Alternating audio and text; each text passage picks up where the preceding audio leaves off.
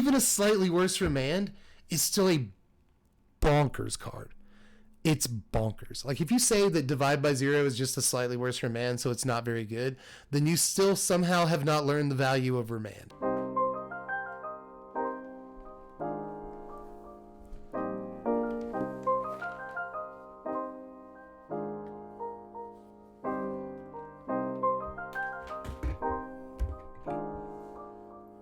Yeah, I'm feeling rich, and I'm finally about to cash out. Smothered and covered like I'm some hash browns. We did it, everybody. We did it. It's done. It's actually finally done. It turns out that Wizards decided that maybe we should do some things. Let's do some things with this format. As a matter of fact, let's do some things with multiple formats. We'll talk about all that stuff today. Changes to Historic and Legacy and blah, blah. Some people play those formats. So what I'm here to talk about is the big changes to Standard, because they did it. They finally did it. They changed Standard. This thing is super uncomfortable. It says party time. There's no way you can read that. That cannot show up on camera. But anyway, by the way, why is it so uncomfortable to lay on the couch? It doesn't make any sense to me. Maybe just do like one of these, the old like couch power pose, right? Like, hey guys, were you just walking in from somewhere? This is how I always sit. Actually, that's kind of uncomfortable too. This cushion is much higher than the other one. It's because I've been pounding this side of the couch down for the last like 7 years. Anyway, what are we talking about? Bands. We're talking about bands. They did a bunch of stuff today. Actually, it was yesterday.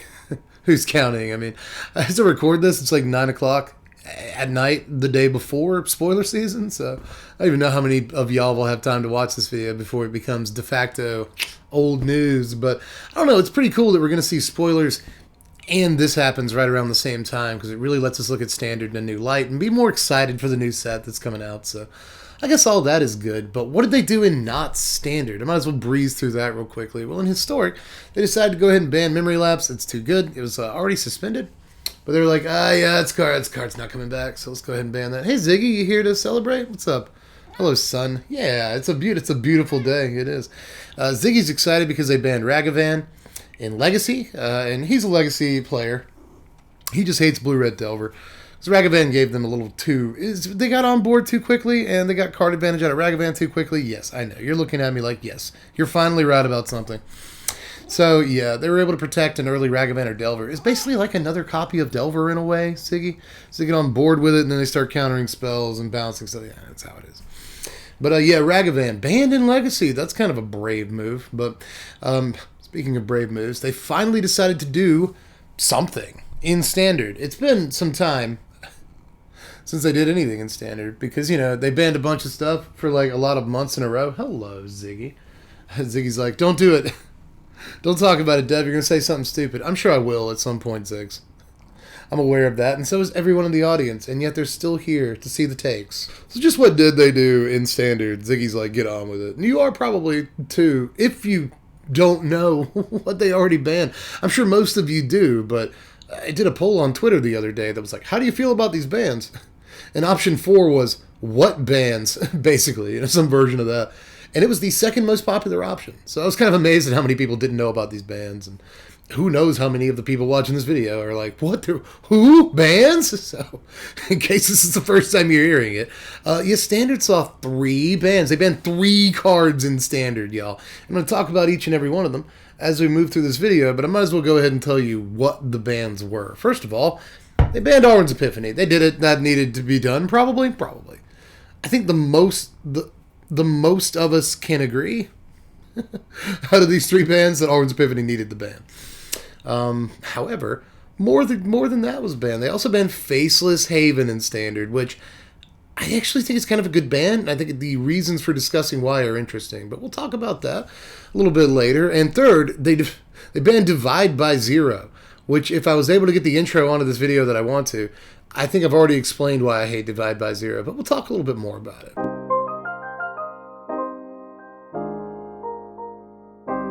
Like I said, this one is probably the most fine with the greatest amount of people. I don't think everyone thought that Alrund's Epiphany needed a ban.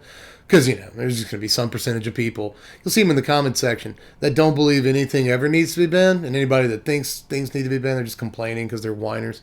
You'll see those people in the comment section. Don't pay any attention to them. I think the greatest number of people knew this card probably just a little bit too much. And their explanation for banning Epiphany is like eerily similar to their explanation for banning Nexus of Fate a couple of years back, right? This whole language of like, oh, we've finally seen enough data to conclude that it is no fun for anyone to chain together extra turn spells in Standard. And it's like, did you copy-paste this paragraph from the Nexus of Fate announcement? It just sounded like, again, really familiar to me.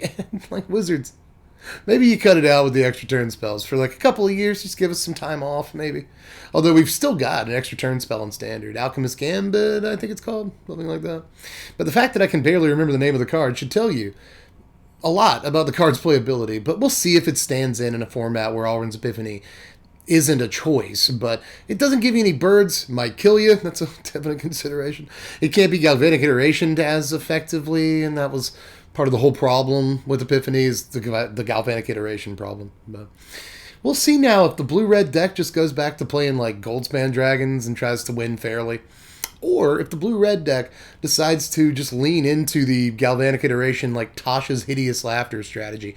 That'll be interesting to see, although I don't think anybody necessarily wants for that deck to be like an important deck. But I doubt that it will be, but one way or the other. I don't think Alchemist Gambit is going to be good enough to take the place of a card like Alrund's Epiphany, and this will really free up the top, sort of half of the format, if that makes any sense, in terms of, big, expensive, flashy, game-ending cards. Maybe this will give mid-range a bit of a chance to move in on the format, but more likely, I would say, people are just going to start playing Hullbreaker Horror more. So it's a stupid, 7-mana card in blue that also ends games. It's more of a traditional control finisher. And it's probably not as busted in some ways as chaining together extra turn spells. And it doesn't feel as bad to die to a Hullbreaker Horror as it does to 4 Alrund's Epiphanies in a row. But still, if the goal of banning Alrund's Epiphany was to allow mid-range a little bit more breathing room in the format and take out this amazing 7-mana blue spell, why would you be doing anything on the top end of your deck aside from this? Right. Well, you left behind a big 7-mana blue spell. Why would you be doing anything on the top end of your deck if it wasn't this? You left behind a card that is also that. So I think Hullbreaker Horror just kind of more likely is going to be the thing that fills the shoes of a card like Alrund's Epiphany. And I'm not sure that mid-range really gets a place in the format, because Hullbreaker is still so freaking good. But, you just ban Hullbreaker Horror along with Epiphany? I doubt that you'd do that. You'd probably ban Hullbreaker Horror 3 months from now. Remember this. Reddit. Remember, Reddit bot. Remember this post. Just remind me in 3 months if they banned Hullbreaker Horror. I doubt that they will, but in any case, that's my one concern with the Alrund's Epiphany ban, and I hate to be the guy that's like, I want this thing, and then they give me the thing, and I'm like, but what about this thing? It sounds so negative, but I do think it's a real concern. Again, if the point of the Alrund's Epiphany ban was to allow mid-range to, exist in the format at all, then I'm not sure that this did that, because Hullbreaker Horror is still a real consideration, but I guess blue decks don't get 2 ridiculous game-ending 7-mana cards. You get 1. Everybody gets 1. Either way, I'm extremely happy about this ban. I've made myself clear.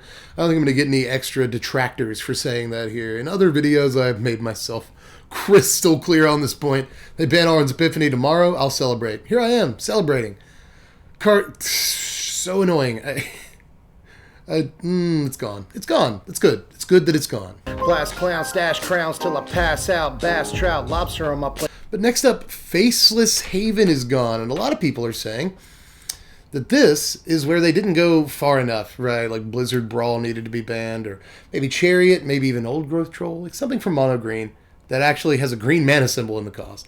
Same thing with Mono White, right? They needed to ban Luminarch Aspirant for this ban to be worth it, because monocolored decks are probably still going to be too good. Just because you ban Faceless Haven doesn't mean that mono green or mono white necessarily get any worse. And first of all, just on its face, see what I did there? I don't think that that's true. I think Faceless Haven is a very important tool for both mono green and mono white. right? Creature lands like Faceless Haven have been incredibly important in so many games that I've played, especially against certain decks, right? Like Mono Black, for instance. The Blood on the Snow deck that's in the format tends to struggle against creature lands. And yeah, you could just play Lair of the Hydra or Cave of the Frost Dragon, but especially in the case of Cave of the Frost Dragon, it's in most cases not as good as a Faceless Haven, right? It's not online as quickly as a Faceless Haven. It comes into play tapped a lot of the game. And for mono green, it's pretty big too, right? Again, it's mostly against these Blood on the Snow decks where creature lands tend to be very, very, very good. And again, I think mono green lost less than mono white here because a Lair of the Hydra that can go to an 8/8 on a late turn against the Blood on the Snow deck is good. It tends to be really, really good. But at the same time, it's still not quite as good as a Faceless Haven in a lot of situations. But I think the more important thing here is that this gives those multicolored aggro decks, I really should say 2-color aggro decks, because I don't think this gives like 3-color aggro decks much of a foothold, but one of the main reasons why, or not one of the main reasons, I shouldn't say that, but one of the edge reasons why mono green and mono white were so dominant is because your aggro decks need to be monocolored in this format. And Faceless Haven is one of the big reasons for that. If you play a monocolored aggro deck, you get access to Faceless Haven, and that's a pretty huge get for a lot of aggro decks, right? Well, now, that's not necessarily the case. And not only can you not play Faceless Haven, but, that makes it to where you don't have to play 4 colorless lands. Instead, now you get 4 lands that actually produce color. So that's actually kind of an interesting proposition now when thinking about decks like, Black-Red Vampires, for instance, or Green-White Humans, which is actually a really good deck. Every time I run up against that deck on Arena, it just serves me. Turn 1 Human of whatever stripe. Turn 2 Thalia most of the time. Turn 3 Hamlet Vanguard. It's a huge guy. And then they got Luminar Casprints and Catildas. It's just it's a pretty sick deck a lot of the time. But these dual-colored aggro decks have just not been as important because you have to play monocolored to get access to Faceless Haven, right? So I think that mono green is still a really, really good deck and may even be the de facto best deck in the format at this point. Till we figure things out. But I do think that the exit of Faceless Haven gives those, 2-color aggro decks a little bit more of a lease on life than they had before.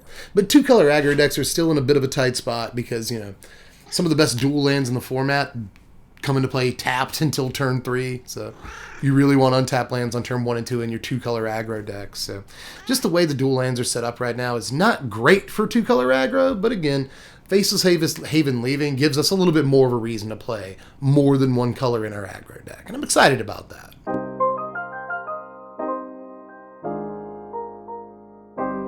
But probably the thing that I'm most excited about somehow, I don't know why. I'm going to try to explore it in real time here. But Divide by Zero got banned. And this is the one that I keep seeing on Twitter all day today. People are like, why Divide by Zero? I saw one specific person say, I never heard anybody complain about this card. And it's like, where have you been? I know that some people, you can tell how many people stopped playing Standard. Even before these last few sets came out, you can tell how many people stopped playing Standard because they follow these huge content creators. These content creators say something about it on Twitter. And then you see people reply to them with man, Wizards just hates mono blue. And it's there's not a mono blue deck in the format right now. That's not why they banned Divide by Zero, I promise you. I don't know. I've just seen some weird takes vis-a-vis banning Divide by Zero. But probably the most common take is why this card? There's a bunch of reasons for it. For one, back to Hullbreaker Horror for a second. Yeah, these mono blue decks still have a big 7-mana traditional flash, control finisher. That's probably the best variant of that they've ever seen. I think Hullbreaker Horror is way better than Pearl Lake Ancient, or Lochmere Serpent, or any of these other versions of this kind of card that we've ever seen. It's far and away better than just about every other thing that's been printed that serves this function. However, without Divide by Zero, probably going to be a little bit harder to get to the stage of the game where you actually get to a Hullbreaker Horror, right? So Divide by Zero, aside from Fading Hope, which is a card I've yelled about probably too often in the past, Divide by Zero is one of just the most annoying cards in the format. It hits anything, except for tokens. I'll give you that. It doesn't hit lands, obviously. But except for tokens, it hits anything. Creature, enchantment, just spell, right? It affects the stack, and it affects the board state. It's basically any permanent that you would want to bounce besides land. Once it is affecting the board state, and it kind of draws a card. Like it's not better than Remand. I won't say that, but it is kind of like a Remand that can do stuff to the table. Remand can't affect the board state. Remand only affects the stack. So for the ability to also affect the board state, one of the most important things you can do in a game of Magic, it's just one extra mana. And rather than draw a card, you go get Mascot Exhibition or Environmental Sciences, which is a really important card. It doesn't get enough credit. The fact that blue decks can't just like go get another land drop plus extra life for 2 mana like anytime they want, that's actually huge. Environmental Sciences is a really good Magic card. And it is, in some ways, the most often learned for card, especially in the early to mid game.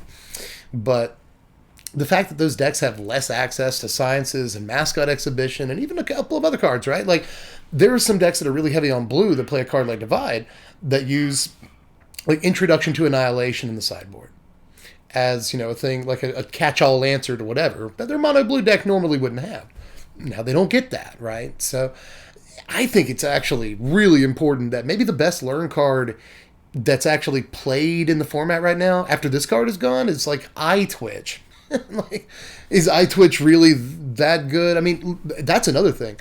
Is look at the chasm, the massive fissure in power level between the best learn card, Divide by Zero, and the next best learn card, which is, again, possibly Eye Twitch. Massive. Massive, huge, if you'll excuse the pun, divide in power between those two cards. Divide did a lot for the decks that it was in. It bought those decks time. It allowed them a versatile piece. It's just a little too versatile. It feels bad to play your 4 or 5 mana thing, and it gets Fading Hope or it gets divided. Well, now your opponent only has one chance to do that. It's Fading Hope. They don't have 8 bounce spells in their deck that effectively deal with your 5 mana thing a million times before they cast their 7 mana things that wins them the game. So, you know, I guess you'll feel a little bit better about playing Skeletal Swarming now, or whatever you want to do. Your Planeswalkers or whatever. Skeletal Swarming's an idea, though, isn't it? For your opponent, if there's no more Divide, there's no more Alrund's Epiphany to just go way over the top of you. Skeletal Swarming. I'm going to give it a shot. But aside from that, just let me know how you feel. That's the important part, right? It's your turn. Let me know how you feel about the bans. On Twitter, when I did the last poll, only like 9% of people said that these bans went too far. So I think that it's only a very small sliver of the community, at least my community, that thinks these bans are bad. Right? But do voice your opinion. Do you think they could have gone farther? Do you think they should have banned Asika's Chariot, Blizzard Brawl, Luminarch Aspirant, something else, Old Growth Troll? I don't know. You know, do you think with the banning of these cards, they should have also banned, like, Blood on the Snow or LOL to make sure that deck isn't too good? I'm interested in your takes down there in the comment section is what I'm saying. Just anything you want to say. Fire off, Chief. I'm all ears. But aside from that, I'm done with this. I feel like I didn't complain enough about Divide by Zero. I am so happy that card is gone. Why am I so happy that card is gone? It's so annoying. It's the most annoying card. Standard, I swear. I don't know why I hate Divide so much, but I know there's a lot of you out there who will miss it, so I'll pour one out for the homies. I actually just did that, by the way. There's a rug. A rug caught that sweet tea just now. This is sweet tea, by the way. But it's actually not very sweet at all. I put like 2 scoops of sugar in a gallon container. So it's like less than half the sugar that should go in sweet tea because I can't have too much sugar. I should probably close the video and towel this up. I should probably do that. Real talk, I should probably do that. But anyway, I love you. I will catch you cats later. I'm Deb from The Place. Thanks for watching, Wizards. Spread love and be kind. We did it. We did it. They banned Alrund's Epiphany. It's a good day.